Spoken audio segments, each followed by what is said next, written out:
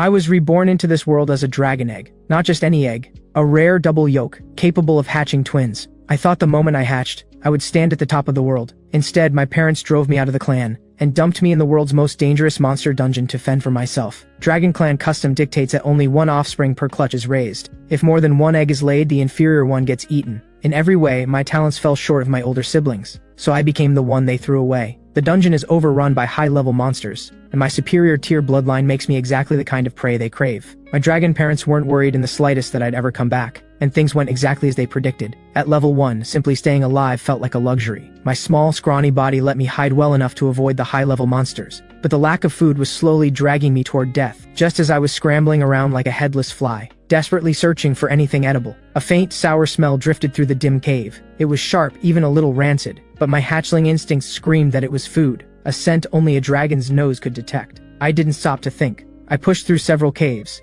and finally traced the scent to its source. A round, dome-shaped cavern. Coiled in the hollow center of the cave lay a massive dragon, 20 meters long, a level 28 subspecies earth dragon. One sneeze from her could kill me outright. Following the scent, I could make out 3 or 4 earth dragon cubs about my size, all nursing hungrily. Earth dragons aren't true dragons, but they share draconic bloodlines. More importantly, a subspecies earth dragon's milk is something I, as a candle dragon, can absolutely consume. Cloaked in shadow, I crept carefully toward the earth dragon's belly. Getting a clear look at the 4 cubs, I nearly cried out in relief. Heaven was on my side. Newly hatched, the cubs hadn't opened their eyes yet. No one would catch me freeloading. I took one last look to confirm. The subspecies earth dragon wasn't watching. Then let my hunger take over. I latched on and drank in deep, greedy gulps. The nursing earth dragon gave a sudden shiver, puzzled. Whoa, which one is sucking that hard? But a mother's instinct told her a hungry child eating was a good thing, and she didn't have the heart to interrupt, so she said nothing. As the warm milk flooded down my throat and into my body, my nearly frozen body filled with a strange spreading warmth. Along with it came a slow but steady rise in my level. Maybe it was the relief of escaping death, or maybe the earth dragon's warmth was just too comforting. But the moment my tension left me, my head drooped and I fell fast asleep.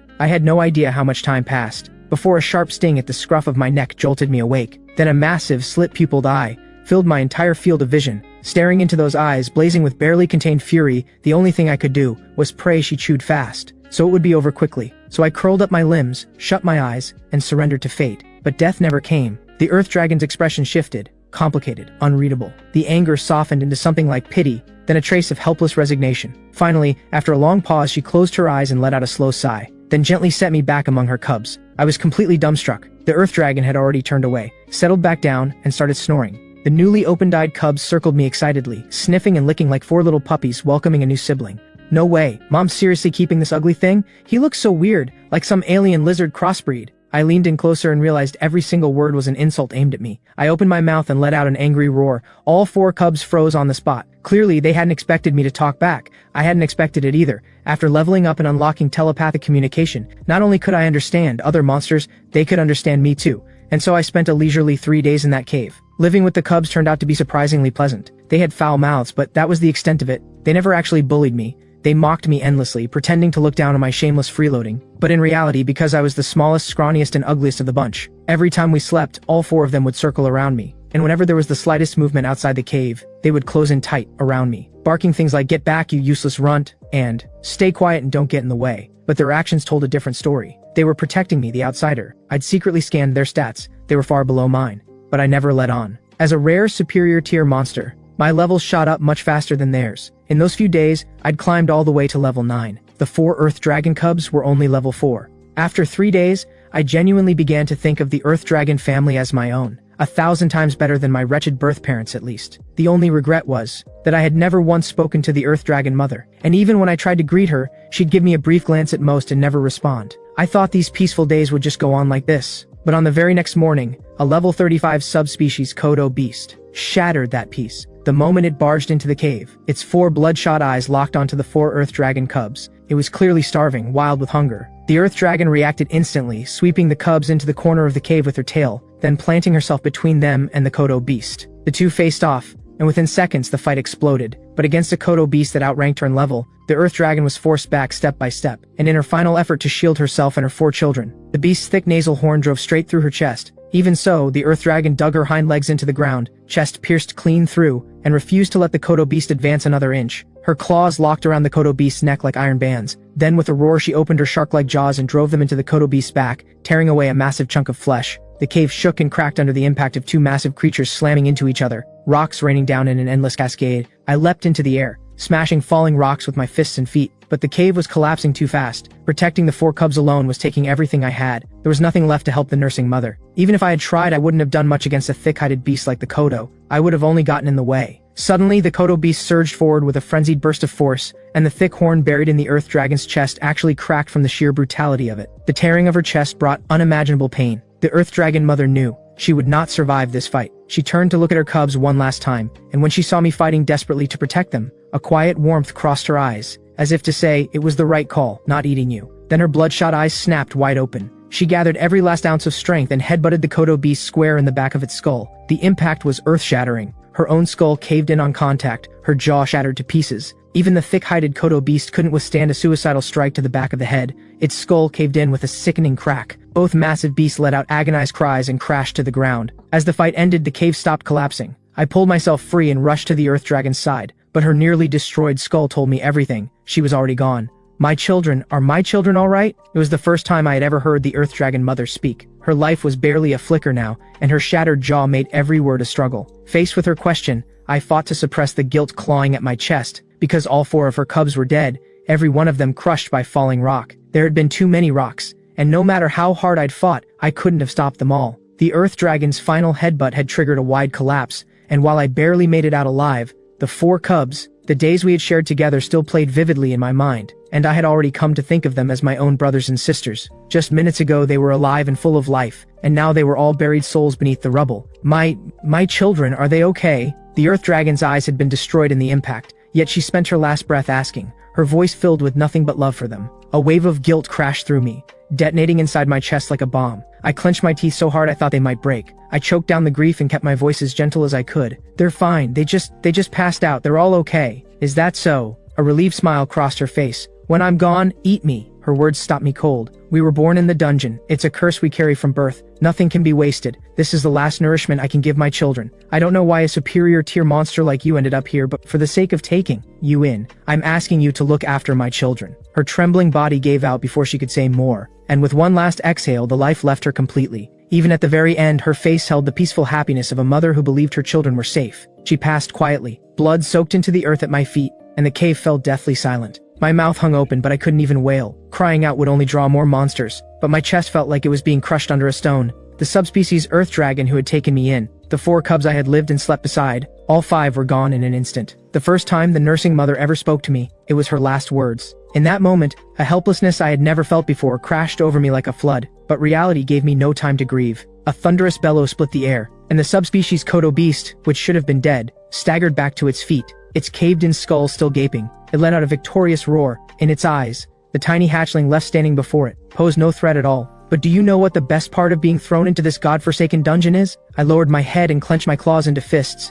facing the enormous beast, my voice trembling, not with fear but with pure burning excitement. Notification: new skill dragon aura has been unlocked. It's that I get to kill you with my own 2 claws. With a roar, I launched myself straight at the subspecies Kodo beast. Its wounds were severe, but punching through that thick hide was still a pipe dream for me at this level. Still, there was a way. The path to victory had already been laid out for me, by the nursing mother herself. The way through its defense, the wound the nursing mother had torn open at the back of its neck. I roared and shot forward like a streak of light, driving straight for the back of the Kodo beast's head, both claws fully extended, driving in and ripping the wound wide open. 3 days of the nursing mother's silent, distant composure, scrambling for food alongside the 4 cubs, sleeping curled up together. These images flashed through my mind like a spinning lantern, and my killing intent swelled to heights I had never known. Nothing existed in my mind but one thought: kill this Kodo beast and avenge them. 3 or 4 hours later, I stood before the earth dragon mother's body, resting my claws gently on her, feeling the last warmth still left in her. I didn't let myself drown in the grief. The dungeon doesn't care about tears. Just like the nursing mother had said, monsters born in the dungeon carry a curse from birth. Death can come at any moment, and that's never strange. My only regret was that I hadn't been able to save my 4 brothers and sisters. Nursing mother, I'll live on. For you and for every one of them. I opened my mouth and bit into the nursing mother's body, tore off a piece of flesh and swallowed it down. I choked back the sobs, swallowing my tears along with every bite. The flesh of someone I loved tasted so unbearably bitter. I forced it down with everything I had, no matter how much I wanted. To heave, I couldn't waste a single bite. I had no choice. The smell of blood would draw other monsters, and she would end up devoured anyway. 3 days later I walked out of the cave. My level was only 18, but thanks to the growth advantage of a superior tier monster, I could already hold my own against lower tier monsters at level 30. I cracked my claws with a sharp snap and pulled one corner of my mouth into a crooked, battle-ready grin, gazing out at the endless dungeon stretching before me. 3 monsters nearby, perfect timing, I'm hungry again. And with that I took my first step toward fighting my way out. 5 days had passed since I left the cave, and every minotaur in the surrounding area had been swept clean by my hand. After finishing off the last minotaur, my level hit 20. Ding! Notice, current level cap reached. Experience gain suspended. Please select an evolution path to raise the level limit. Ascending Candle Dragon, the standard evolution for a young Candle Dragon, allowing greater mana capacity. Minor Candle Dragon, a general purpose evolution, offering sharper senses and faster reflexes. Degraded Candle Dragon, an unconventional evolution path, unlockable after surviving harsh conditions for a period of time, grants stronger vitality and agility, but limits mana capacity and physical growth. Looking at the pop-up, I worked out the pattern. Every 20 levels marks a tier. To go higher, evolution is required. But just as I was weighing my options, a crushing pressure slammed into me from behind. Every survival instinct I had snapped to full alert. I looked around, and at some point without my noticing, no fewer than 20 subspecies Kodo beasts had closed in around me, and behind them, an enormous Kodo beast stepped forward, its entire body a terrifying blood red. Combat specialized subspecies Kodo beast leader, level 88, type, rare, near mid-tier monster. Those stats sent a chill straight through me. The setup was obvious. The Kodo beast leader had deliberately lured me into a trap. What puzzled me was that I had no history with this creature, no grudge between us, so why was the Kodo beast suddenly coming after me? Then it hit me. I activated telepathic communication and prepared to talk. The Kodo beast leader let out a cold snort first, then spoke. Didn't expect the one poaching food on our territory to be such a tiny little runt. That confirmed it. Minotaurs are the Kodo beast's primary food source, and in my early days to sharpen my combat skills, and because of the gluttony skill driving my appetite through the roof, I had been hunting minotaurs, non-stop for days, causing a sharp drop in their numbers across the area. That directly left the Kodo beast in the area dangerously short on food. Still, thinking it over, I just shrugged. Show weakness and you get walked on. That's just how it works. That truth holds especially in the dungeon. I planted my feet and tilted my head. Yeah, that was me. Your Kodo beasts ate my nursing mother, didn't they? You want to fight? I'm right here. As I said it, a blue-green radiance ignited across my entire body, and I struck a pose like I was ready to tear the whole lot of them apart. Internally, though, I was already working out how to run. The Kodo beast leader clearly hadn't expected a runt that didn't even reach one of its front teeth to be this brazen. It let out a roar, stepped forward and activated the skill ground shrink. The massive creature vanished and reappeared directly in front of me as if it had teleported. At the same time, the dozens of Kodo beasts surrounding me unleashed a simultaneous roar, and I felt the sensation rip from all 4 of my limbs at once. I couldn't move a single inch. One hit from a Kodo beast that far above my level and it would all be over. In that moment, countless strategies flashed through my mind, and every single one was immediately ruled out. There was no plan. There was no way out. Then, out of nowhere, a pillar of pure blue light came blazing in, swallowing the completely unprepared Kodo beast leader whole, and the Kodo beasts nearest to it didn't even have time to scream. They were reduced to ash on the spot. As the scorching wave faded, a rhythmic set of footsteps echoed from the distance. It sounded like a mountain had grown legs. Each step sent violent tremors shaking through the ground. Every instinct I had blared a single red alarm, I will die. As the footsteps drew closer, I gathered every scrap of courage from 2 lifetimes and looked back. My heartbeat stopped. A form as vast and towering as a mountain range filled my vision. The first thing I saw wasn't its face. It was the first line of data from my skill truth. Target, Leviathan. Level 355. Type, superior tier monster. Its attributes were so overwhelming that truth couldn't even register anything beyond its level and tier. I held my breath, no time to think. No time to wonder why a dungeon boss was here on the first floor. As the footsteps slowly faded away, only when silence fully returned did I dare breathe again. My right leg had taken damage from the blast. After a moment's thought, I decided to evolve here and now. After confirming no other monsters were nearby, I pulled up the evolution options again. Fledgling Candle Dragon is the most orthodox evolution, but it increases body size. In the confined spaces of the dungeon, that would only hold me back. Out of the question. After carefully reading through the descriptions, I decided to go with Degraded Candle Dragon. In terms of stats, while it does degrade the bloodline, at its core it's still a Candle Dragon, leaving the door open to re-optimize back to a true Candle Dragon in the future, and its stats are far more balanced. Surviving in an ever-shifting dungeon isn't about specializing in one ability, it's about having more options. With that settled, I closed my eyes. Notification, evolution command received, evolution will complete within 10 seconds. With truth's familiar chime, a wave of warmth spread from my heart to every corner of my body. The pain, the cold, the blood-loss dizziness, all of it vanished. My depleted body flooded with hot, surging blood. Old skin began to peel away. New scales pushed through in its place. I barely had time to appreciate the sensation before it was over. Ding. Level raised to level 8. My sky blue scales had shifted to a deep, dark purple, visibly tougher than before. Every other stat had climbed as well. With dragon vision and perception both sharpened,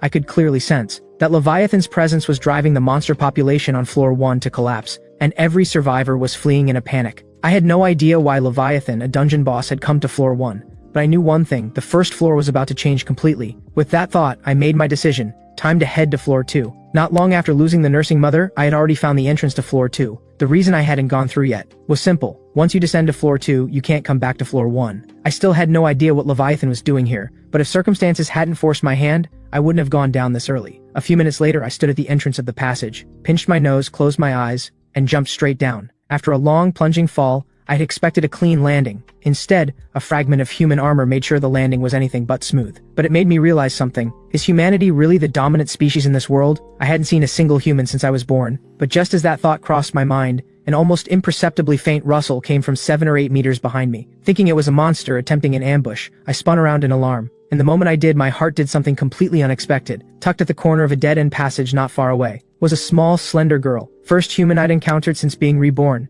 And she was beautiful on top of that. For someone like me, a hopeless introvert who had been single for 2 lifetimes straight, the imagination wasted no time running wild. But just as I opened my mouth to say something, the girl let out a terrified shriek and dropped to the ground, scrambling backward in a panic, legs kicking desperately. But there was a stone wall just behind her, nowhere left to go. Her reaction baffled me. My chubby little hatchling form should have been adorable to any girl, shouldn't it? I lowered myself to the ground and crept toward her the way you'd approach a stray cat on the street. Hey, I don't mean any harm. I just want to know how you ended up here. Can you understand me? The girl only looked more terrified, mumbling something under her breath. Fight and maybe survive, don't fight and definitely die. Master Ginge, please grant me strength. Words that made little sense to me. Growing anxious, I tried to move closer to explain myself. But the moment I came within 2 meters, she exploded into action, throwing a full-force roundhouse kick with every bit of strength she had. Completely caught off guard, and at such close range, the kick landed squarely on the weakest point of my head's defense. Then a single line appeared in my vision: HP -1. I couldn't help but think, so weak. I pulled up Truth and checked her stats. Pitiful didn't even begin to cover it. Target: active duty battle monk, level 19. Type: common tier human female. Reproductive value: above average. Stats like that wouldn't even get her by on floor 1, and I genuinely couldn't figure out how she had made it to floor 2. The girl was now crouched on the ground, clutching her leg, clearly in a lot of pain. The kick hadn't done a thing to me, but her right leg was now badly sprained. But a second later, ignoring the injury entirely, she bolted like a madwoman toward a nearby tunnel opening. I moved to go after her, but blood-fanged spiders kept dropping from above, cutting me off again and again. Monsters in the dungeon hunt based on life essence, which meant the weak human was beneath their interest. They all came swarming at me instead. Not that they posed any real threat, but they made me lose track of the girl completely. I was devastated. She was right there, and just like that, she was gone. 5 days passed, and I slowly found my footing on floor 2. Unlike floor 1, the monsters here came in far greater variety. Nearly every day I ran into species I'd never seen before, and that included humans. Except every human I found was a corpse or a pile of remains. The girl from that day still lingered in the back of my mind, mostly because she was human. In recent days I had come across human remains more than once on floor 2, and even a large number of human footprints, suggesting a group of at least 200 to 300. Still, I very much wanted to find them. The dungeon environment clearly isn't built for humans. If they had the means to enter, logic suggested they also had the means to leave. At least that was the logic, and the possibility was exactly what I had been longing for. Unfortunately, days of trying to track human signs had yielded nothing useful, only more remains, one site after another. Then, just as I was about to leave the cave, a needle-sharp chill shot down my back. My body reacted before my mind did. A side roll, pure instinct. A highly compressed blade of wind grazed past my head and carved 4 deep gashes several feet long into the stone wall, as if the rock were nothing more than paper being scratched by a cat. No time to think. I immediately activated the sharp hearing that came with dragon vision, and picked up a small creature not far away, closing in on me at an almost unbelievable speed. By the time I processed it, the creature was less than 50 centimeters from my back. My scalp went cold. No time to even look back. Another sidestep. Sharp claws scraped across the scales on my face by a hair's breadth, and when I rolled clear, I found 4 gashes cut into my face. 2 strikes and you're still breathing. No wonder you had the nerve to walk into my territory. Looks like you've actually got some skill. A girl's voice drifted from the darkness. The 4-legged creature was lurking in the shadows, and after licking the blood from its claws, it rose up on its hind legs like a human. I'm guessing you have the telepathic communication skill? Then we can talk. But either way, you stepped into my territory, so don't expect to walk out alive, meow. I couldn't see it clearly, but I could tell the creature was smirking at me. The moment those words ended, the figure came at me at blinding speed. So fast the naked eye could barely track it. The sensation of a single creature somehow creating the feeling of dozens surrounding me at once. I had never imagined I'd encounter an enemy this impossible to deal with. As long as I guarded my vitals and avoided a one-hit kill, I wouldn't die quickly. But this creature's absurd speed left me almost completely helpless. If this kept going, I'd be ground down sooner or later, and this creature had clearly come with intent to kill. Facing an unwinnable situation, I pulled up the skill tree map in truth without hesitation. I had studied the skill tree before. Though it looked complex, most skills were simply upgrades or branches of existing ones, and couldn't be unlocked without the prerequisites. But the base level skills, those I had memorized long ago precisely for a moment like this. Unlock Dragon Perception, 1 unlock point consumed, unlocked. Unlock Mental Focus, 1 unlock point consumed, unlocked. Unlock Pulse, 5 unlock points consumed, unlocked. A streak of light swept across the skill tree. As the nodes for Dragon Perception and Mental Focus lit up, my eyes snapped open, and in an instant, the world looked different. I spun and threw a punch at the empty air behind me. A sharp impact, and an afterimage went flying. Without a word, I followed up with a blast of dragon breath. The creature didn't even have time to cry out. A torrent of blue fire swallowed the entire underground chamber in an instant. I caught my breath and quickly checked my stats. The cost had been enormous, but there was no time to dwell on that. I noticed my experience points hadn't moved at all, which meant the target wasn't dead. My heart lurched. A point-blank hit from a void dragon breath was no small thing. I moved forward until I spotted the charred creature in the corner. Only then did my heart finally drop back into place. But the moment I got a clear look at what it was, something twisted hard inside me. Mutant Mongoose. Level 51. Humanoid. Type: legendary mid-tier monster, shapeshifted form. Reproductive value extremely high. Staring at the pop-up, a pain I had never felt before twisted through my chest. I had nearly killed a mongoose? Mongooses are a common monster on floor 2 of the dungeon. Cat-like in form, but with a face closer to human. And 2 tails. It should have been nothing more than a common, unremarkable monster. But never in a million years had I expected to stumble across a mongoose that had completed its shape-shifted form. Aside from the cat ears and tails, every part of her looked completely human, no matter how you looked at it. Though over 80% of her body was burned, you could still make out what she had looked like before. And me, who had never hesitated to finish an enemy, I found myself unable to deliver the final blow. What's the holdup? Just kill me already, meow. The mongoose glared at me with burning hostility, and I found myself genuinely thrown off. After thinking it over for a long moment, I finally landed on a halfway decent excuse. Cat meat doesn't taste good, too sour and tough, and I don't like them this scrawny. The shape-shifted mongoose let out a cold snort. Think I look helpless, so you feel too sorry for me to eat? Spare me today and next time I'll be the one killing you, meow. I brushed off the threat without a second thought. What actually puzzled me was this. Why did you attack me just now? I keep Dragon Aura active around the clock at level 2. It doesn't deal damage, but it signals to other monsters that I'm not worth messing with. So most monsters don't dare come at me first. When she didn't answer, I repeated the question, this time with an edge to my voice. The girl-form mongoose glared at me, clearly reluctant to answer. You walked into my territory, and then you relieved yourself. On my territory. Who else would I hit? I blinked, thinking back to why I had come to this cave in the first place. Yeah, that was exactly what I had been doing. Cat types really do have a fierce sense of territory, but this was the dungeon. Could outside animal instincts really carry over here? And more to the point, female cats have territorial instincts too? All this over something that minor. Minor? You're this powerful. You must rank as a dominant tier monster on floor 2, and you don't even know something this basic, meow? Actually, I've been in the dungeon for less than a month. What? Impossible. The world outside is so much better, free to roam the forests. Some even get chosen by humans as mounts, never worrying about food again. Why would anyone come to a miserable hole like this, meow? Is it really that good out there? The mongoose's words nearly made me laugh. Monsters in the wild forest might never go hungry, but without the brutal tempering of the dungeon, they're completely helpless when humans come for them in force. And as for becoming someone's mount, maybe some humans do treat their mounts with care. But for most, it means freedom stripped away and value wrung out without a shred of mercy. No different from a chicken in a cage waiting to be slaughtered. 1 month in the dungeon, and the clearest thing I've come to understand is this. The dungeon is a slum for monsters, but it's also a place that truly belongs to them. I didn't bother explaining any of that to her. The girl-form mongoose was beginning to writhe in visible agony. What are you waiting for? I lost, just kill me already. What, do you enjoy watching me suffer, meow? There wasn't a trace of fear in her voice. If anything, she sounded like someone who had finally been given permission to rest. It brought to mind something the nursing mother had once said. We monsters are born in the dungeon. It is a curse we carry from birth. For a long time I had avoided using telepathic communication, afraid that hearing the dying pleas of monsters would make me go soft. No matter what I'd become, I was still human inside, capable of basic empathy and pity. But in this place, those feelings could get me killed. Maybe it was something else entirely. But looking at the mongoose's wretched, pitiable state, I found myself hesitating. I wasn't stupid enough to just let her go, though, only to have her come back and kill me someday. Just as I raised my claw to finish it, a thunderous boom shook through the dungeon and stopped my claw midair. Then the entire second floor of the dungeon began shaking violently, like the world was spinning off its axis. Those humans are at it again? They really have a death wish. The mongoose's words sent a spark of excitement through me. I pressed immediately. Which humans? Not long ago, humans launched another attempt to clear the dungeon, and got absolutely crushed by the floor 2 boss. Again, meow. A few of what looked like the leaders fled with the youngest members of the group. The rest of the stronger ones stayed behind, stranded on floor 2. They've been trying ever since to break through and escape floor 2. But how could they ever beat the boss, Meow? Every attempt cost them more people. A shockwave this big. It's probably all of them making one last desperate stand. In just a few sentences she had dropped several of the words I cared about most. Just as I was about to dig deeper, the rock wall beside me exploded inward, and a handsome young man clutching a golden greatsword came crashing through. My first living human. The shock hit me instantly. The young man spotted me and the mongoose at the same moment, and his expression froze, and he immediately shouted back toward the hole he had burst through. "Captain, there are companion monsters over here. I'll handle them. Focus on the boss, leave the monsters to me." With that, he dropped into a stance that said one of us was walking away and the other wasn't. The hatred burning in his eyes left me genuinely confused. I'd barely opened my mouth to explain, when the young man heard me speak, and instead of calming down, it fired him up even more. Cold sweat broke across him instantly, and he began muttering, "A mythic tier juvenile monster. If we don't deal with it here, next time we attempt this floor we'll be facing 2 of them.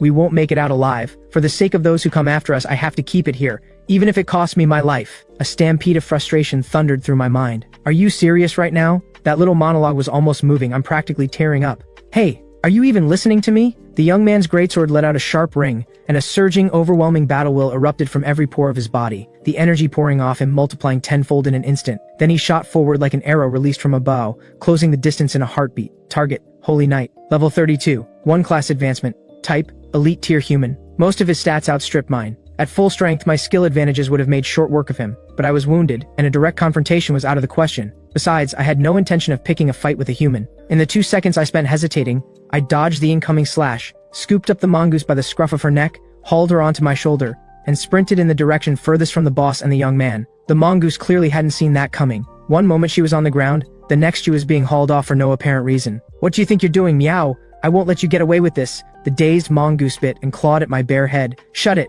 I barked, then reached up and pinched the scruff of her neck. The mongoose went red in the face instantly. Her one remaining ear drooped, and her body went stiff as if frozen. The young man was already on top of me, a downpour of golden sword strikes raining in. I dodged sideways, and couldn't help raging internally. If I were at full strength, there's no way some nobody like you would be chasing me around. Exhausted, I had no choice but to swallow my pride in silence, and run with every last drop of energy I had. And so the chase began, man and dragon, one behind the other. 2 streaks of light weaving through the dungeon, locked in a furious pursuit. I'd assumed the young man would give up after a while, but after 2.5 hours of non-stop chasing, though he was clearly running on fumes, he refused to quit. Now I was genuinely furious. If things continued this way, the next strike would be his last, and his most ferocious. If he backed off now, I'd simply leave and save myself the effort. But if he dared throw everything into a single all-to-out strike, I would absolutely smash his head in. As it turned out, just as I made that decision, waiting to see what the young man would do, he let out a battle cry, every vein across his body rupturing at once, pouring every last drop of his battle will into the golden greatsword. Facing the young man's final, all-consuming strike, I let out a weary sigh. Unlock invincibility. 5 unlock points consumed. Skill invincibility level 1 unlocked. In that moment I became a cannonball, shooting straight into the path of the sword beam.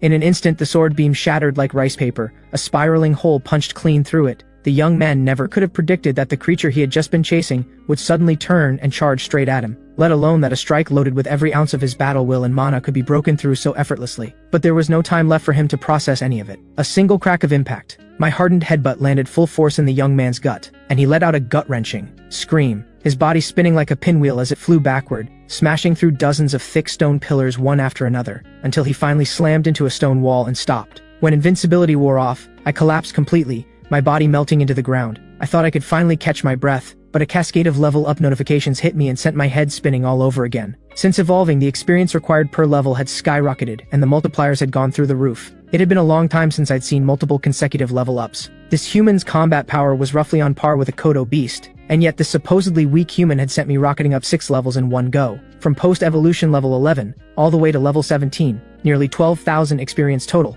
It practically felt like the system was encouraging me to kill humans. Ding! Main quest unlocked, defeat the floor 2 boss, Medusa's head. Quest reward 50 unlock points. That notification snapped me upright. After everything I had survived, every near-death battle I had clawed my way through, including the 5 points I had just earned, I had scraped together a grand total of 35 unlock points. And this single quest was offering 50? Just then the mongoose's voice came from behind me. I turned around. She was staring at me as if she were looking at something that shouldn't exist. "Why is it that when you killed that human, all your injuries healed completely? And why did your presence surge so dramatically all at once?" The mongoose was visibly bewildered. By any normal logic, a monster's growth works like any living creature's. steady and gradual. But this juvenile dragon in front of her had killed a single human, and not only had its wounds vanished, its power had leapt forward in an instant. She had never seen anything like it. Faced with her stunned and frightened questioning, I kept my expression steady. So, do you want to die here or do you want to come with me and kill the floor 2 boss? What? Have you lost your mind? That's the floor 2 boss. The only reason she stays in one place is because she can't move. She guards all 3 entrances. Then something clicked. The mongoose stared at me in stunned disbelief, and after a long silence she finally asked, "Don't tell me you're planning to kill Medusa's head, just to reach floor 3, meow?" I didn't answer with words, just smiled and nodded. The mongoose ignored her burns and raised her voice. "With your current strength, you could crush even me without breaking a sweat. As long as you don't go near Medusa's head, you could rule this entire floor unopposed. Why throw yourself into danger for no reason, meow? You mentioned just now that those humans are fighting the floor 2 boss because they're trying to leave the dungeon, right?" The moment those words landed, the mongoose understood completely. "Don't tell me, you actually want to leave the dungeon?" I smiled knowingly. "So going deeper really is the way out. Tell me, how do you leave the dungeon? Are you trying to trick me into telling you, meow? So what if I am? You've already let it slip. Might as well just tell me the whole thing. Why should I help you?" The mongoose snapped. "Fine, don't. I happen to have a skill that can access the mind directly, though it causes considerable pain in the process. If you won't talk, I'll just go in myself." The mongoose's face went pale. Skills like that aren't unheard of in the dungeon. From floor 3 onwards, certain psychic-type monsters are known to use them. Seeing her waver, I pressed the advantage. "If you tell me and agree to work with me, I'll not only let you live, I'll heal every one of your injuries. Give with one hand, threaten with the other." I knew how that worked. I do actually have the memory extraction skill, but it cost 20 unlock points. If I could avoid spending them, I would. The mongoose's ear twitched at those words. After a long pause, she met my gaze, guarded but curious. You mean that, meow?" I thumped my chest. A promise made cannot be taken back. Through our conversation, I learned there are actually many ways in and out of the dungeon. Humans most commonly use spatial transfer magic, but that magic is nearly impossible for monsters to learn. For a monster who has ended up trapped in the dungeon, there is only one way out. Fight your way from floor 1 all the way down to floor 5, and once you defeat the final boss on floor 5, you can leave the dungeon and enter the outside world. Thinking of Leviathan's almost immovable power, I couldn't help but shudder. "That look on your face, have you actually seen Leviathan somewhere, meow?" I nodded, then asked the question that had been bothering me. "Didn't you say each floor of the dungeon is a separate space? That monsters can't move between them freely? That rule doesn't apply to Leviathan, meow. He was the mount of an ancient god, the most powerful being in the entire dungeon. He moves freely between every floor of the dungeon, and no one can kill him, no one can stop him, meow.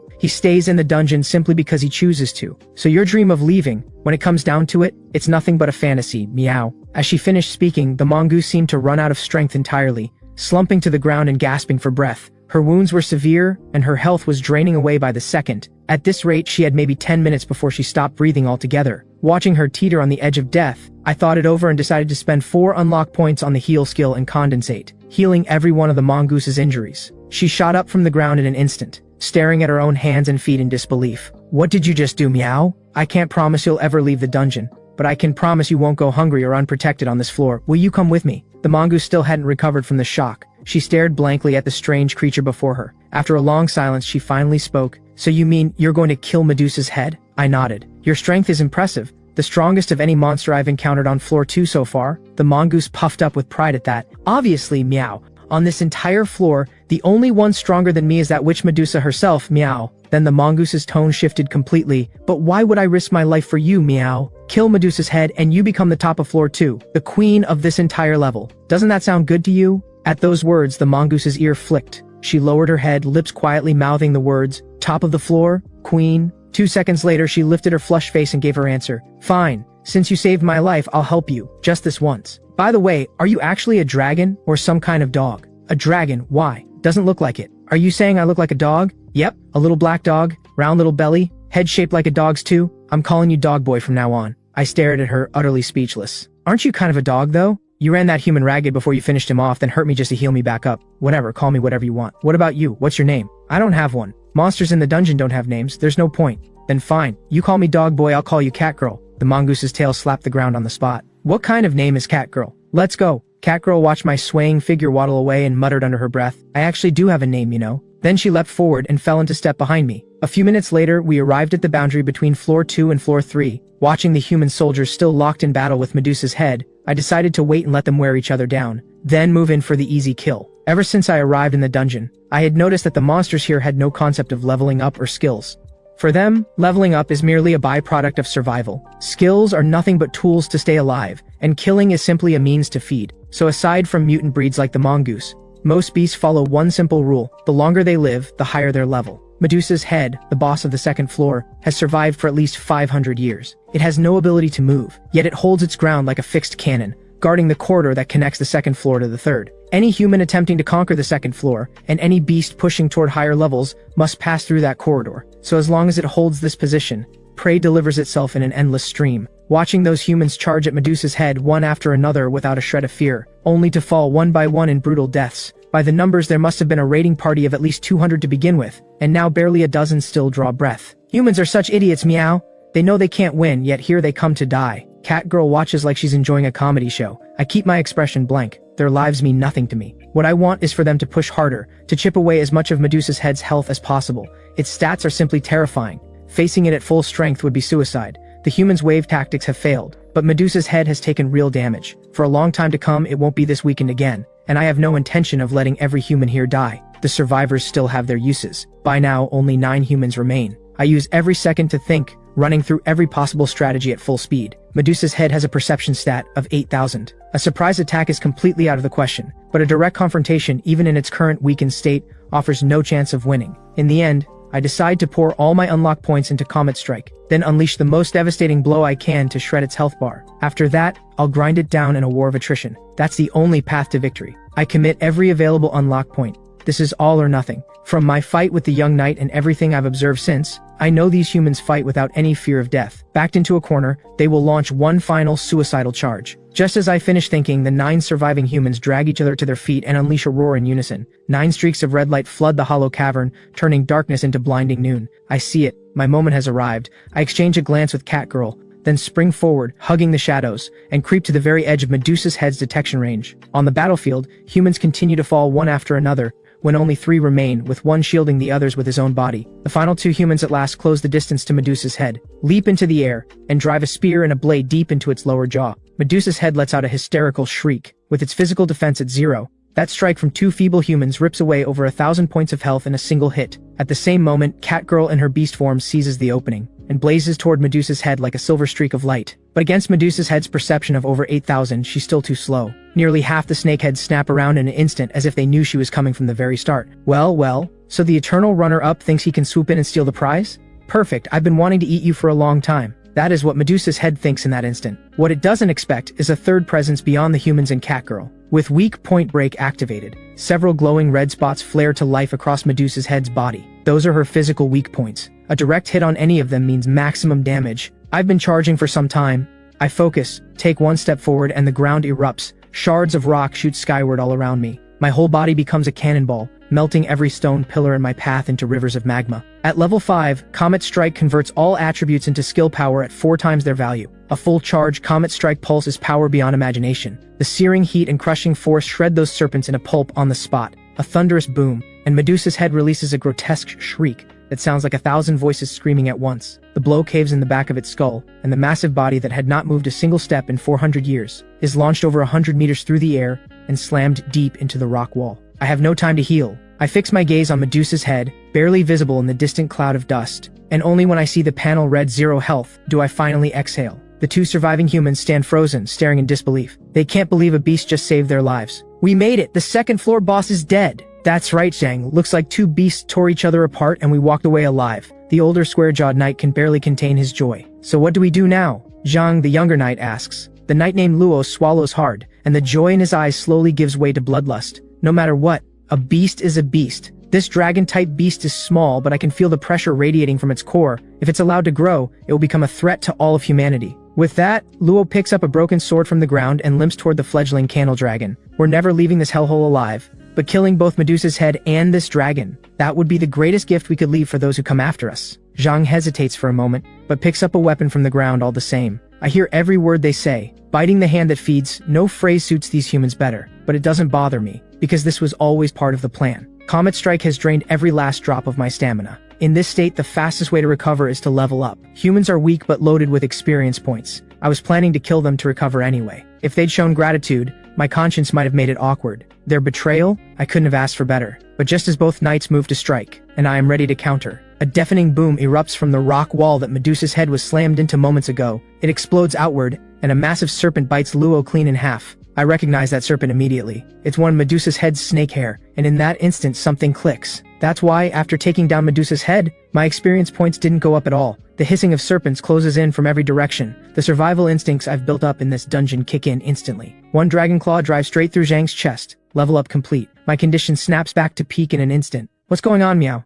Didn't Medusa's head already die? Why are these snakes still alive? A chill runs across my scalp. Something just hit me. We've been played. That human head shape was nothing but a decoy. The true body is the hundreds of serpent demons that form its hair. The skull is merely a hub, a node for connection and regeneration. Right now, hundreds of serpent demons split into two groups. Half surge toward me, half go after Catgirl. There are so many of them, striking from every angle at any moment. And the worst part, all those hundreds of serpent demons count as a single entity. Killing a handful of them makes absolutely no difference. But there is a way. I casually tear a serpent demon to shreds, then glance toward Catgirl. Even with her agility advantage, she's only managed to cut down 5 or 6. I know that if this keeps up, we'll be whittled down to nothing. I signal Catgirl with my eyes to move closer. In this form, Medusa's head's combat power has jumped dramatically, but without the skull-shaped connector. It has also lost its regeneration and magic resistance. One wide-range area attack to wipe out all the serpent demons, that's all it takes to kill Medusa's head for good. And I happen to have exactly that skill. Void Dragon Breath. It's the most powerful offensive skill every dragon is born with, dealing massive area damage to everything around it. Combined with Comet Strike,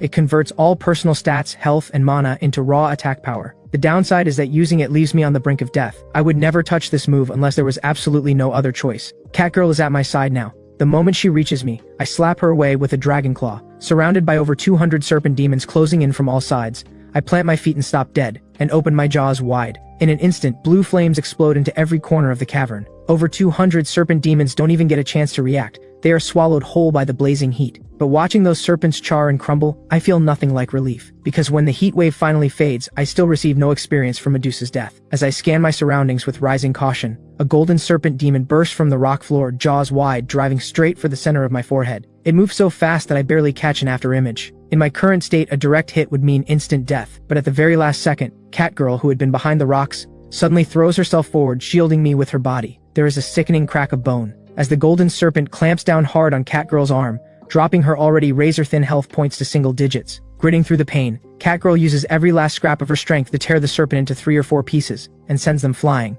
I activate Truth to take a look, and find, to my shock, that this was Medusa's head's core beast. Even more unbelievable, I was saved by this not-so-clever cat. I stare at her fractured arm, genuinely puzzled. Why did you save me? By any logic, the best move would have been to let the core beast kill me, then finish the core beast yourself. Catgirl's face is pale, but she forces out a smile. Didn't we have a deal, Meow? We were going to kill this thing together. I become the boss of the 2nd floor. You take off to the 3rd. On top of that, you saved me earlier. There's no way I'm letting you die, Meow. Her naive words make me feel something close to amusement. Thinking back on the humans and their cold ingratitude, it seems my long-held belief in human supremacy needs some serious rethinking. I walk over to what remains of Medusa's head, crush its skull under my foot, pick up the pieces, shove them into my mouth, chew twice, and swallow. Notification: main quest 50% complete. Unlock points received. Current level raised to level 20. Evolution conditions have been met. Only when I hear the completion chime do I finally let go of the tension, and collapse to the ground, gasping in great heaving breaths. At the same time, Catgirl wraps her arms around me with gleeful force, and rubs her face all over me like there's no tomorrow. I have to say, Catgirl's human form is impressively well endowed up top. I use Condensate and Heal to take care of her injuries first. Then I look around.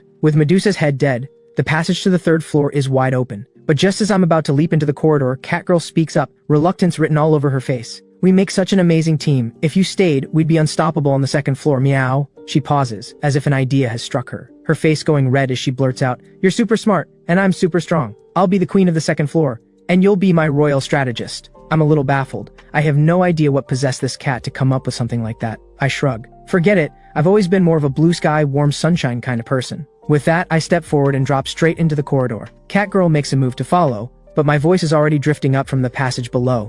There's nothing left on the 2nd floor that can threaten you. Until we meet again, Catgirl. For others, the corridor to the 3rd floor might as well be a death sentence. But for me, it is the only road to freedom. The very next second, I regret everything. The 1st floor was a rocky cavern.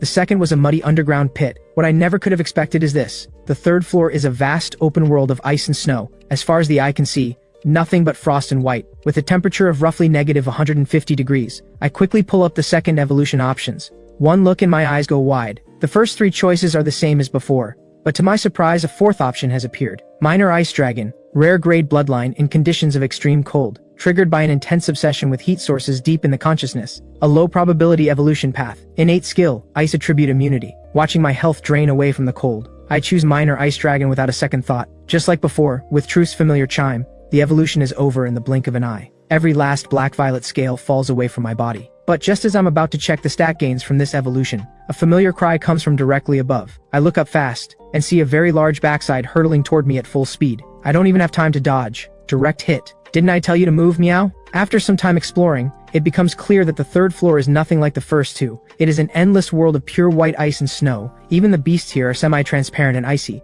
looking almost exactly like ice sculptures, with every single one at level 70 or higher. To break through the third floor as quickly as possible, Cat Girl and I decide to hunt beasts here and grind our levels first. And so, after over 10 days of training and adjustment, and slaughtering several thousand ice sculpture beasts in a frenzy, my level reaches second evolution level 8. Since levels reset after each evolution, I am now the equivalent of a level 88 dungeon beast. Cat Girl, benefiting from our party bonus, has risen from level 51 to level 62 in the same period. But as our levels climb, I start to notice something deeply strange about the third floor canyon. Since the beasts outside the canyon are lower level, I've been hunting exclusively inside it. The crimson wood snow wolves outside may look like ice sculptures, their blood is translucent, their flesh white, but they are genuine living creatures. The snow wolves inside the canyon, however, have bodies made of pure ice, with no flesh or blood whatsoever. Most telling of all, at level 5, killing one gave me 200 experience. But now at level 8, even with intensified growth unlocked for double experience, killing a snow wolf only yields 50 points. That leads me to a terrifying possibility. I bring Catgirl and push deeper into the canyon.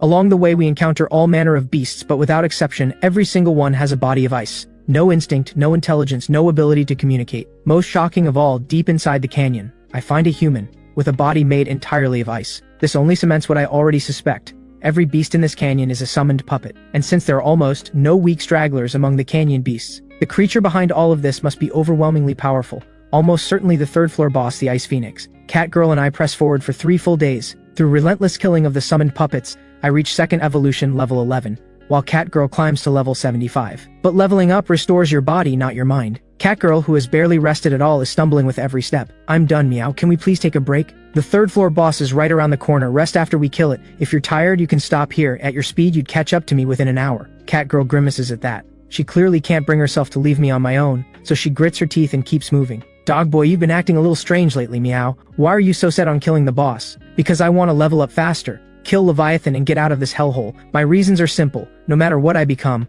I'm still human at heart. I want a quiet, peaceful life. This dungeon was never where I belong. Catgirl looks like she wants to say something, but when she sees the iron resolve in my eyes, she just presses her lips together and forces herself to follow. Just then, the canyon opens up ahead into a vast expanse. My footsteps stop. Why did you stop, meow? Did you find the third floor boss? Catgirl follows my gaze. There, on an open plain, a massive ice phoenix sits motionless at the center of an ice nest, as if it has been waiting for us all along. Target: Ice Phoenix. Level 176. Type: Rare, Near, Superior Beast. Breeding value: exceptionally high. It's the first time I've ever seen a beast with 4 or 5-digit stats across its 6-dimensional panel. It's hard to believe this is only the third floor boss, but raw numbers mean nothing on their own. Skill application, tactics, and sharp instincts, those are what determine who wins and who dies. I step forward. To my surprise, the Ice Phoenix speaks first. Why have you come to disturb my peace? Since it's willing to talk, I oblige. The entrance to the 4th floor is right under your nest, isn't it? We're heading to the 4th floor. If you step aside, neither of us needs to die today. The Ice Phoenix shifts its crystal clear eyes and after a long pause speaks.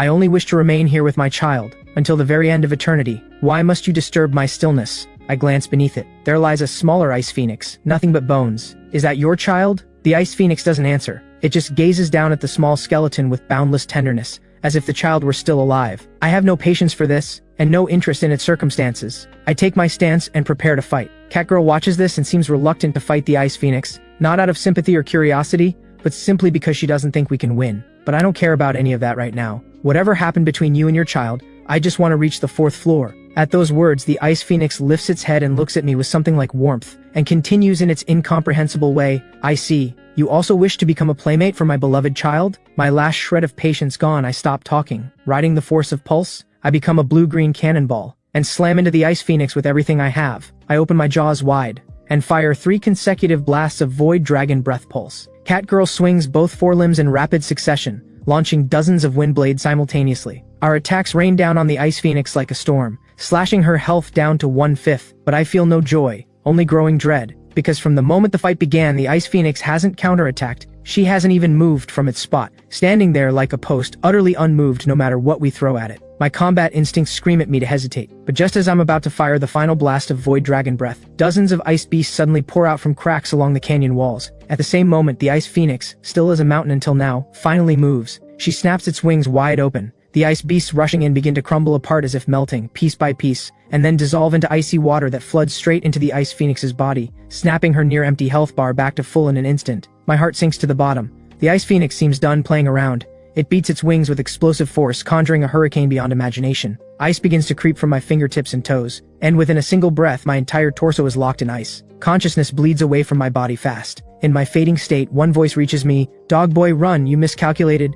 We're no match for it." After that, everything goes dark. When I come to, I have no idea how much time has passed. I open my eyes and find I'm no longer in the canyon. In front of me is something resembling an old deer smiling warmly. "You're awake?" A sharp, horrified shriek instantly tears across the snowfield. 1 minute later, I'm sprawled on the ground, heart still pounding, gasping for air. I look back up at the sky, still unable to believe that this enormous, strange beast didn't just eat me while I was unconscious. Not only that, he covered me with its massive body and waited an entire day and night until I woke up on my own. There are good beings in this dungeon? That shatters everything I thought I knew. So, did you save me? I ask cautiously. The bald-headed beast looks genuinely surprised. "You can communicate? You know telepathy too?" I nod a little awkwardly. Didn't I just speak out loud? The bald head tilts to one side. "My apologies. I've been alive so long that my memory's gotten a bit fuzzy. But the one who saved you wasn't me, it was your friend." I blink at that. "That mongoose of yours, how could you forget?" "The mongoose? Cat girl?" I freeze on the spot. Fragments of memory flash past like a spinning lantern. I remember, the ice phoenix's freezing aura had already locked my entire body in ice. But at that very moment, Catgirl stepped up, charged to my side, and used every last bit of her strength to hurl me out of the ice phoenix's nest. Crying out, "Dog boy, come and save me!" The full weight of it hits me. I drop to my knees. My chest feels like it's been seized by an invisible fist and crushed. The brutal truth and the helplessness it carries crash over me like a wave and drag me under. If I had been even slightly more careful, none of this would have happened. If not for Catgirl, the one dying at the ice phoenix's hands would have been me. That cat of yours threw you to the rim of the ice valley, and I happened to be passing by. Honestly, it's been a long time since a beast of your caliber has shown up on the 3rd floor, so I thought, why not bring you in? Back when I fought in the Dark Valley War, I had a friend like that too. But you don't look that upset. Isn't that cat your friend? The old beast tilts its head, puzzled. She is, a stupid cat. She risked her life to save you. How can you seem so unfazed? What am I supposed to do? I turn and head toward the ice valley. The old beast immediately steps in front of me. Why are you blocking me? Because I see a young beast walking straight to its death. Stopping you is an elder's duty. Catgirl is dead and she died because of me. Avenging her is my responsibility. My words ring out hard and clear, full of iron resolve. The old beast says nothing. Its gaze drifts downward slightly. My 2 dragon claws are balled into fists, so tight that blood seeps out between the knuckles. The old beast smiles knowingly, as if recalling something fond. After a long moment, he speaks. "What if I told you your friend isn't dead?" Those words hit me like a lifeline. I snap around and see the old beast watching me with a warm smile. It doesn't look like a lie. The ice phoenix's puppets have an extraordinarily high degree of realism. That's because her summoning technique is a rare art called bone-flesh substitution. From the ancient era to now, fewer than 10 beings have ever possessed this skill. It is one of the rarest abilities in existence. Normally, summoned creatures are weaker than the originals, but bone-flesh substitution can produce creatures equal to or even stronger than their originals. Because it doesn't copy, it seizes. It traps a creature and kills it, but preserves the soul, strips away the mind, and rebuilds the body out of ice. Less a summoning, more a puppetizing. That's also why killing her summoned creatures still yields experience points. Every beast you encountered in the Ice Valley, without exception, is a puppet of the Ice Phoenix. The 3rd floor has long been entirely under the Ice Phoenix's control. Beyond a few weak stragglers, anything with even a shred of power has been turned into one of the Ice Phoenix's puppets. The revelation is almost too much to process. But what does any of that have to do with Catgirl still being alive? I ask, confused. The old beast continues. Bone-flesh substitution is powerful, but its weakness is that it works extremely slowly. It uses ice attributes to replace the victim's body at the cellular level bit by bit. Only then can the full soul be preserved intact. Given that cat's stats, the process will take approximately 2 weeks. Kill the Ice Phoenix within 2 weeks, and that cat can be brought back with healing magic. 2 weeks? Hope floods back into me in an instant. The death of my healer had already dealt me a devastating blow. If Catgirl died too, the guilt would haunt me for the rest of my life. This news hits me like a shot of pure adrenaline. If getting Catgirl captured was my recklessness, then rescuing her is my responsibility. Thank you, Elder. I know what I have to do. The old beast lets out a hearty laugh. I've just been alive too long. It's rare to come across a young candle dragon pup, so I helped you out, mostly just to have something to do. That stops me cold. Right now I should appear as a minor ice dragon. The candle dragon bloodline was buried under 2 evolutions. How did this old beast see through it? Then something else hits me as wrong. This beast just said that on the 3rd floor, everything beyond the stragglers has been turned into ice phoenix puppets. But something this enormous is clearly no straggler. So how did it escape the ice phoenix's grasp? A mischievous glint passes through the old beast's eyes, as if it has read my mind. Don't you also have the rare skill called truth? Now that's an overpowered ability. From the ancient era to now, aside from you, I've only ever seen one god possess it. Why don't you use truth right now and find out for yourself? I am beyond shocked. I never imagined it even knew about my truth skill. Then forgive my impertinence, Elder. I steady myself, raise my head, and activate truth on this enormous strange beast. The moment the data becomes clear, my vision goes dark, my legs give out, and I drop straight to the ground. Because this bizarre-looking beast in front of me is a supreme divine beast, whose level exceeds even Leviathan's. Target, Babylon. Level 413. Type, Supreme Divine Beast. Who exactly are you? My voice trembles uncontrollably, but Babylon only smiles and says nothing. He gazes up at the deep blue sky, lips curved in a quiet smile, as if recalling something beautiful from long ago. After a long silence, he murmurs, "Once I fought 1,000,000 demon gods. With a snap of my fingers I split dawn from dusk. Now I walk alone, content and still, glad to be forgotten." It turns out when the gods first built the dungeon, they designed it with a dual boss structure. But over time, as Babylon grew weary of battle and all its affairs, and as age crept in, he withdrew to the 3rd floor, the most livable of them all, leaving the far stronger Leviathan to rule the dungeon alone. After his brief introduction, I can only manage a rueful smile. Barely halfway through this dungeon, and I've already come face to face with both final bosses. Whether that's lucky or not, I honestly can't say. But at least unlike Leviathan, Babylon is approachable and holds no hostility. Elder, can I really defeat the Ice Phoenix and rescue Catgirl? Babylon doesn't answer right away. The reason he and Leviathan were placed together as the dungeon's final bosses is simple. Leviathan is the one of force, and Babylon is the one of wisdom. It thinks for a moment, then turns the question back on me. This is the dungeon. Every beast you've killed so far, was there a single one that wasn't higher level than you? Babylon's gentle gaze sends a shiver through my entire body. This isn't just kindness, it's 1,000 words compressed into one question by a true sage. I understand the weight of what is saying in an instant. No matter how removed Babylon is from worldly affairs, it is still a dungeon boss, and so is the Ice Phoenix. Its act of saving me could be seen as appreciation for a talented beast of the dungeon. But as a final boss, there is no way Babylon would ever teach me how to kill another boss. I bow my head in thought for a long moment, then rise. Thank you, Elder, I understand. I turn and head in the direction of the Ice Valley. 2 weeks? No, 10 days. 2 weeks is cutting it too close. Catgirl might not hold on that long. 10 days. That's all I'm allowing myself. Subtract the time I was unconscious, and I have 9 days left, and none of it will be wasted. I stand at the entrance of the Ice Valley, pick up a chunk of ice weighing over 10 kilograms, and then channel every bit of my strength, combine it with pulse, and hurl it into the valley with full force. The sheer power behind the throw gives the ice the destructive force of a cannonball. It crashes into the ice wall over a kilometer away with a thunderous boom, and the explosion of sound instantly enrages the icebone kites clinging to the wall. In moments, 2,000 to 3,000 icebone kites lurking near the valley entrance take to the air all at once. But looking at the overwhelming swarm, I just smile. Here's the thing. The Ice Phoenix can restore its health by absorbing its own ice puppets. As long as ice puppets remain in the Ice Valley, the Ice Phoenix is effectively unkillable, and every beast in the Ice Valley has been turned into an ice puppet. So why not strip it of that ability while powering myself up at the same time?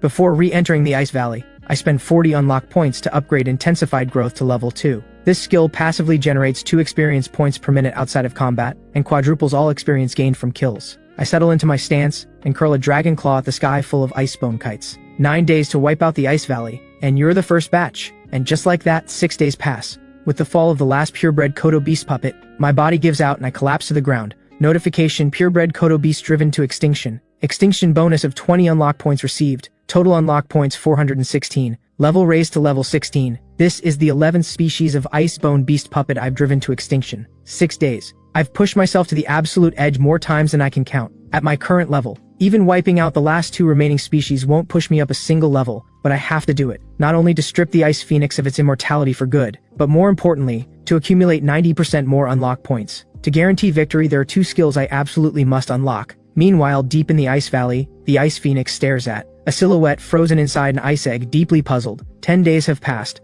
By all rights, a beast of merely level 75 should have been dissolved down to the organ level by now. Yet Catgirl, frozen inside, shows barely 20% skin erosion. The rest of her body is almost entirely untouched. The Ice Phoenix can sense that this cat, even deep in unconsciousness, holds something powerful at the very core of its mind, a fierce, unshakable feeling. That feeling keeps her body's vitality from being frozen out, which is why bone-flesh substitution is progressing so slowly, but even the strongest will breaks eventually. Right now, what fills the Ice Phoenix's eyes is not impatience, but something tender and possessive, because to her, this is the finest puppet imaginable. But just then, a voice shatters the silence of the ice nest. The ice phoenix jolts from head to tail, lifts its head, and stares in disbelief at the dragon-type beast now standing in her line of sight. "You have witnessed my power firsthand. Why do you dare return?" In just 9 days, the killing intent radiating from me has grown more than tenfold. I meet the ice phoenix's gaze head-on with cold, proud eyes and say calmly, "Didn't your mother ever teach you that keeping someone against their will is against the law?" This time around, there's no trace of the ice phoenix's former contempt. It is genuinely looking at me as a threat.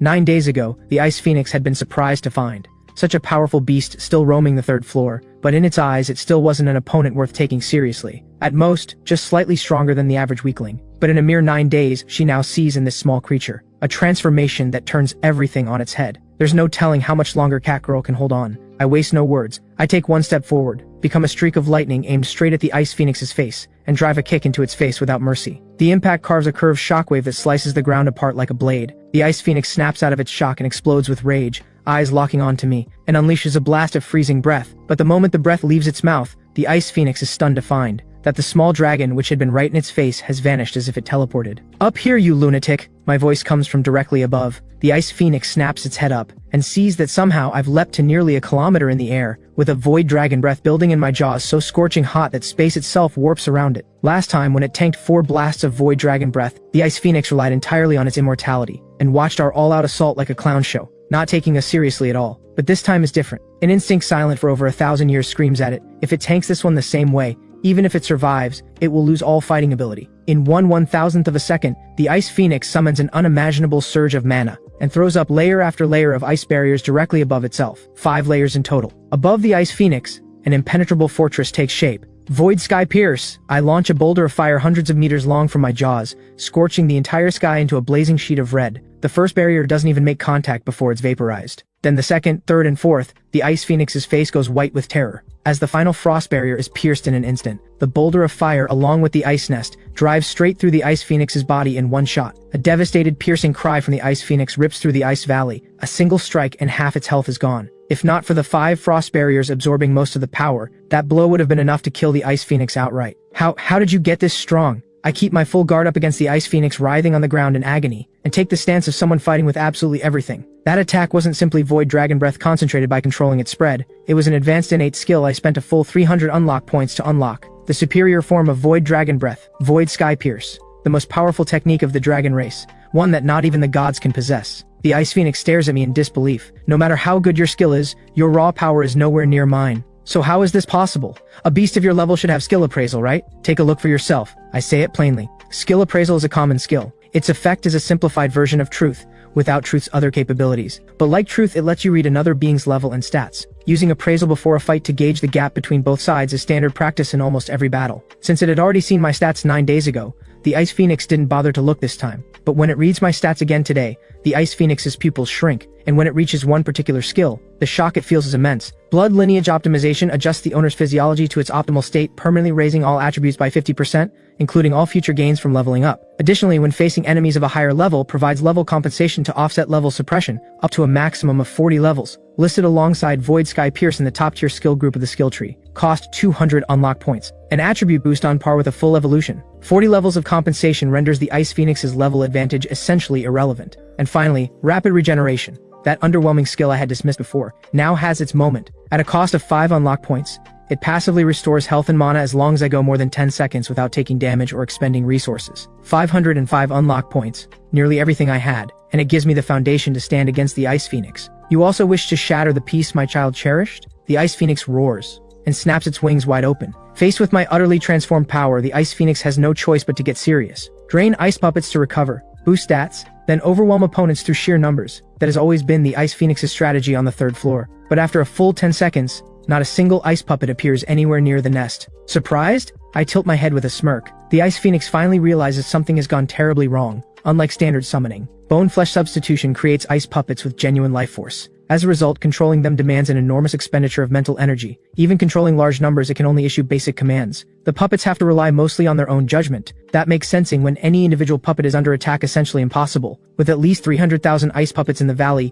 tracking all of them would require a perception stat of over 3 million.